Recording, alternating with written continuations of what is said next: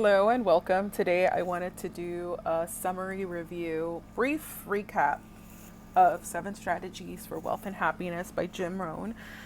I first read this book about, I'd say 5 years ago, and ever since then I've listened to it every single year. I'd consider this book to be one of my absolute favorites, and it's always a good reminder to me whenever I reread a book. These are the key points that stood out to me. Of course, it's a much more thorough book than these ideas that I've captured here. So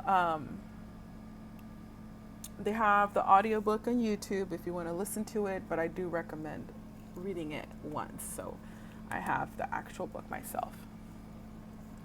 The first thing that Jim Rohn covers is goal setting. So he talks about listing out 50 things that you'd like to achieve, giving yourself like a 15-minute time limit. Then from there, you're going to narrow it down to 16 for 1 year, for 3 year, for 5 year, for 10 year. And then he says to list what and why you want. He also mentions that productivity is a result of well-defined goals and objectives, which is true. When you know your goals, you know what to work towards and how to manage your time better.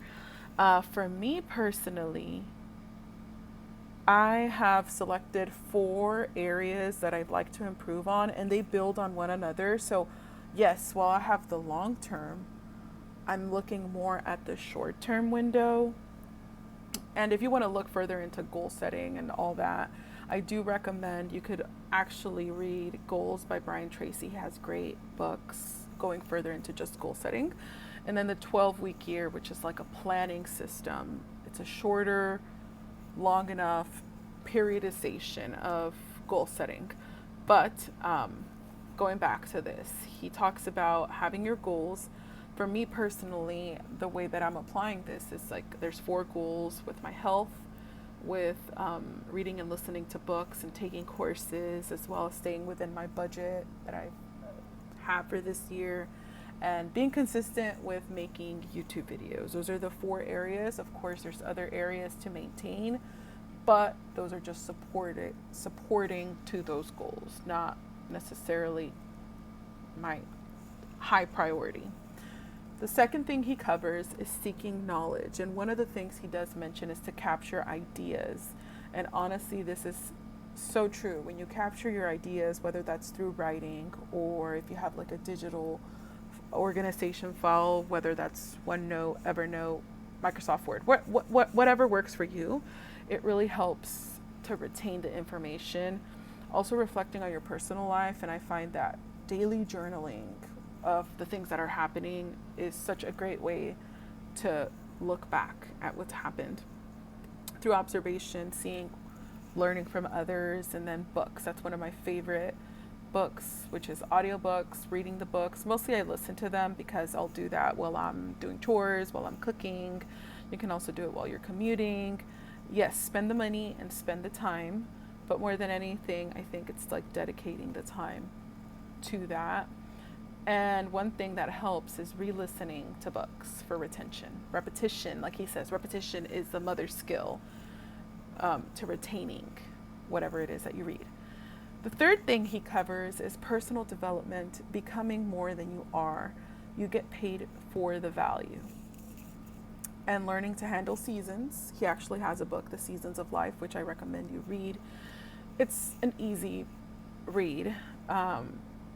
And then eliminating self-imposed limits, developing yourself spiritually, physically, mentally, and having the discipline. And I think he says discipline is the master key. And with discipline, I'd say it's doing the habits that are necessary to get to your goals. The fourth thing he covers are your finances. He does recommend The Richest Man in Babylon, which is actually a book that I read previous to this book. I read it 10 years ago, and I highly recommend you do read it because that's the book that motivated me to start saving, to leave that job and be in search for improving my income, start saving consistently, managing my finances better, tracking diligently, and budgeting. Um, Covers taxes, charity, capital, savings, and then financial statements, which is so critical, I think, to knowing your financial standing, what you need to improve on. So, for example, you could track your daily expenses and then review it on a monthly basis and see where you're spending your money, tracking your net worth, tracking your income to expenses, and a variety of other things. The fifth thing he talks about is time management. He does mention that Enlightened Time Manager allows for a variety of things. And what I'm using, well, actually, I deleted TikTok for that because I just browse, and next thing you know, 1 hour turned to 2 hours. And I'm using Toggle more so to make sure that I'm dedicating time daily for my goals. So I'll track like when I'm listening to a book or reading a book, when I'm updating my finances, whenever I bike or I walk, or whenever I'm planning, reviewing the week. And then he does mention to analyze your procedures, and I think that's so important. If a system isn't necessarily working for you, it might not be the right fit, and just figuring out what works for you. For example, I've switched from happy planning to more of a simpler system, habit tracking, that works for me for this moment. And journal, having a project book, a calendar, and a game plan. Sixth is your associations, just being aware of how others influence you, how others affect you, and how they impact you.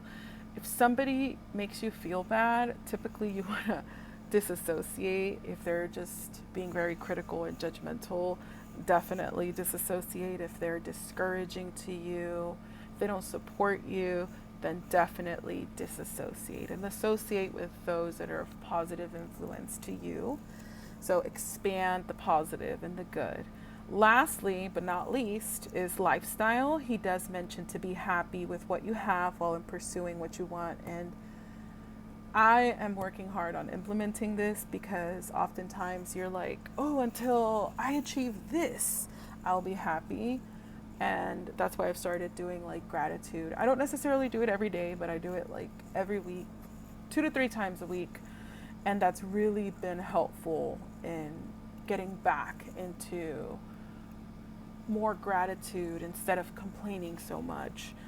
And yeah, this book I highly, highly recommend. It's still going to be one of those books that I review at least once or twice a year and listen to, because of the information, the evergreen information that it has. And if you haven't read it, like I said, I'd say read it. And what he says is to be a student. Don't be a follower, be a student. So take what you want and edit it. So that's very critical as well. So you may not necessarily agree with everything, but you can still take insights. You can still take lessons. So that's my take on this book. Hope you liked. Until next time, bye.